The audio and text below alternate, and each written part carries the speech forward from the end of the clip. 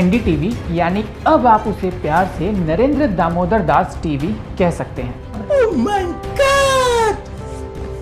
रवीश जी क्या करेंगे? सॉरी, रवीश जी क्या करें? रवीश जी और उनके चमचे ये बोलते हुए नहीं थकते थे कि कांग्रेस सरकार में सबसे ज़्यादा एम्स बने। लेकिन मुझे एक बात समझ में नहीं आई कि आखिर जब कांग्रेस सरकार में सबसे ज़्यादा एम्स बने हैं तो फिर सोनिया गांधी आए दिन विदेश में अपना इलाज कराने क्यों चली जाती हैं? बात याद रखना दोस्तों, एनडीटीवी की पहचान रवीश कुमार से है और ये अकाट्य सत्य है। चैनल की हिस्सेदारी कोई भी खरीद ले, रवीश कुमार हमेशा निष्पक्ष तरीके से जनता की आवाज़ उठाते रहेंगे और साथ ही एनडीटीवी पर इसी तरह निष्पक्षता की पत्रकारिता होती रहेगी, किसी की आवाज़ दबाई नहीं जाएगी। अभी रवीश कुमार जिस जनता की आवाज़ बने हुए हैं वो जनता है जो बेरोजगारी पर सवाल उठाती है। लेकिन अडानी के द्वारा एनडीटीवी खरीद लिए जाने के बाद अब यही रवीश कुमार उस जनता की आवाज़ उठाएंगे जो हमेशा गाय और गोबर की बात करती है, मंदिर बनाने की बात करती है। No, God, please, no, no! देखो एक बात हमेशा आप याद रखना, सोना चाहे सुनार की दुकान पे रखा हो या फिर लोहार की दुकान पे, वो रहता सोना ही है, वो कभी पित्तल नहीं बनता। रवीश कुमार सर चाहे प्रणव रॉय के एनडीटीवी में रहे या अडानी के, वो रहेंगे तो रवीश कुमार ही। फर्क सिर्फ इतना होगा कि प्रणव राय के एनडीटीवी में वो मालिक बनकर रहते थे और अब अडानी के एनडीटीवी में वो एक नौकर बनकर रहेंगे। तो आइए इसमें कितनी सच्चाई है इसकी हम पड़ताल करते हैं और जानने की कोशिश करते हैं कि आखिर सच क्या है।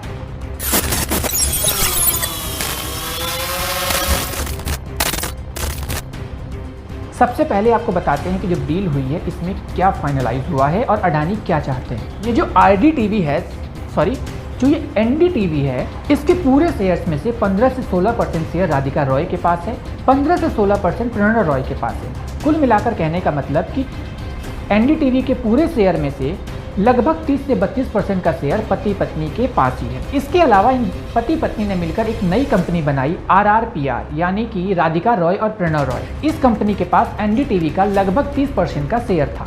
अब ये जो RRPR कंपनी है इसी की वजह से पूरी एनडीटीवी बिक जाती है। अब आप ठीक से समझिएगा, 2009-10 में अंबानी ने एक नई कंपनी बनाई जिसका नाम था VCPL।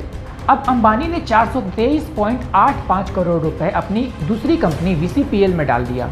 अब एनडीटीवी को पैसे की जरूरत थी, तब VCPL ने 423.85 करोड़ रुपए बिना किसी ब्याज के RRPR कंपनी को दे दिया।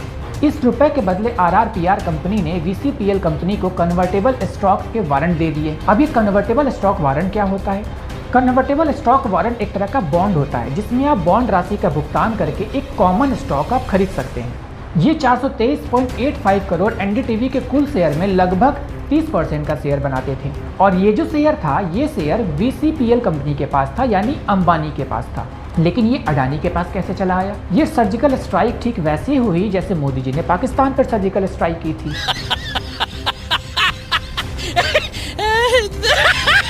रवीश जी उस सर्जिकल स्ट्राइक पे तो हमेशा सवाल उठाते हैं, लेकिन अपने गुरु, अपने बॉस प्रणव रॉय से कभी इस सर्जिकल स्ट्राइक के बारे में सवाल नहीं किया। इसका जवाब मैं दे देता हूँ। अब जिस VCPL कंपनी के पास एनडीटीवी का 29.18% का शेयर था, उस कंपनी को अडानी ने अंबानी से 113 करोड़ में खरीद लिया और ये डील हुई थी 23 अगस्त 2022 को। अब जो 99.9% का शेयर VCPL के पास था एनडीटीवी का, वो अब अडानी के पास आ गया अंबानी के हाथों से।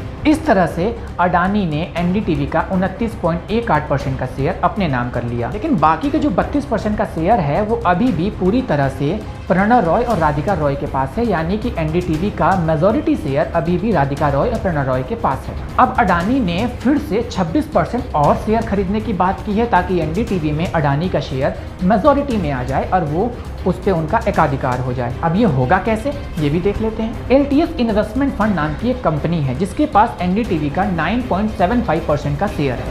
एक दूसरी कंपनी है EIA फंड्स, जो LTS इन्वेस्टमेंट कंपनी है। इसके 19,328 करोड़ रुपए भारत के 13 कंपनियों में इन्वेस्टेड है। 18,916.7 करोड़ रुपए अडानी के सिर्फ 4 कंपनियों में इन्वेस्टेड है, यानी इनडायरेक्टली ये 10% भी अडानी के हो गए। कि मन में एक सवाल आ रहा होगा कि अडानी ने एनडीटीवी में अपना शेयर क्यों खरीदा। बात यह है कि अडानी ग्रुप ऑफ मीडिया में अपना पैसा इन्वेस्ट करना चाहती है। एनडीटीवी में शेयर खरीदने से पहले अडानी ने ब्लूम्सबर्ग क्विंट में 49% का शेयर खरीदा था। लेकिन इस बात की इतनी चर्चा क्यों नहीं हुई थी कि ये शेयर मोदी के दोस्त ने क्यों खरीदा। एनडीटीवी की 29.18% की शेयर पहले भी अंबानी के पास थी, यानी मोदी के दोस्त के पास थी, और अब वो शेयर मोदी के दूसरे दोस्त के पास यानी अडानी के पास आ गई है। तब ही गालियां क्यों दी जा रही है। मतलब रोज टीवी पे ये कहने वाले कि मोदी देश बेच रहे हैं, देश को बेचने से बचाते बचाते खुद का चैनल बिक गया, लेकिन खुद का चैनल नहीं बचा पाए। मैं तो सोशल मीडिया पे उन लोगों को ढूंढ रहा हूँ जो ये कहते थे कि एनडीटीवी रवीश कुमार से चलता है। रवीश कुमार एनडीटीवी से नहीं चलते। रवीश जी, आपका एक शो तो बनता है, जब कंपनी के मालिक बदल जाएंगे तो आपका क्या होगा? आप कैसे और कब क्या करेंगे? क्या आप भी यूट्यूब पे आएंगे? इस्तीफा न देकर बेइज्जत होना महसूस करेंगे, या स्वाभिमान की रक्षा के लिए आप एनडीटीवी से इस्तीफा दे देंगे? हमें आपके उत्तर की प्रतीक्षा रहेगी। जिसको हमेशा गालियां देते हो उसी उद्योगपति और मोदी जी के नीचे काम करोगे, या फिर आप भी एक यूट्यूबर बनोगे हमारी तरह?